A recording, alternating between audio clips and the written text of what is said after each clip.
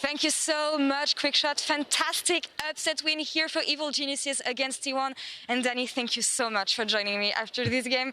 Amazing victory. Congratulations. Any first thoughts on the game?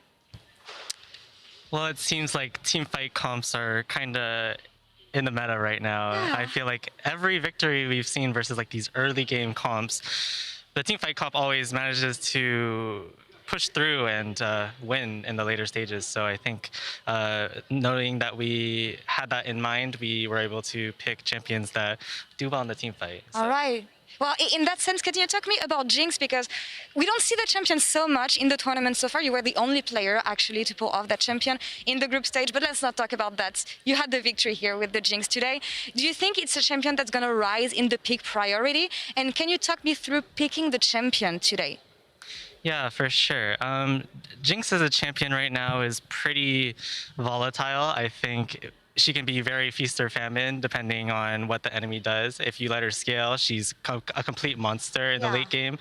But she can also be pretty rough in the early. I was kind of struggling a little bit because they did do that level 3, level 4 dive on me, and that was pretty sad. But I think with these team fight comps and like you just play for mid game, I think she can be picked.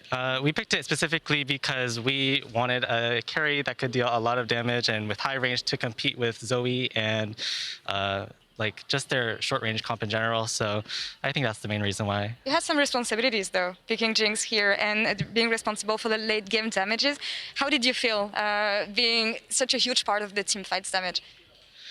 I think a lot of pressure was on me to position really well. There was one team fight where Owner's Lee Sin actually got a really nice kick on me, and I died like as one of the first people to die, and the team fight went pretty rough. But after that, I was able to carefully manage throughout, and they couldn't ever catch on me. So I think it's really nice to know that. Yeah, very nicely handled the team fights, honestly. And when I think of T1 especially, they had some questionable Baron setups, if I may. So can you talk me through your communication into making the plays into your advantage when it comes to these setups? For the Baron setup, I think the main part was just trying to enter without getting it poked in too much because they do have Zoe and we are generally a melee-ish comp. We had Gangplank, Nocturne, and Galio. But we do have really good engage tools, so we just wanted to start the fight ASAP, and I think we did that pretty well considering they lost most of them. So. Yeah, you really did. An amazing game for you once again. How do you feel about taking down T1 in the sense that it's a super important game to pick up, especially in the race for playoffs?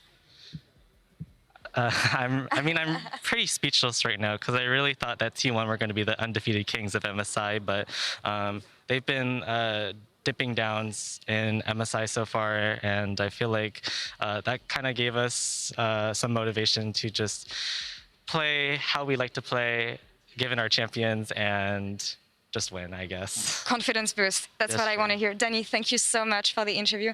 Good luck on the rest of the games. And that's all for us here now in Busan. Back to you in Berlin.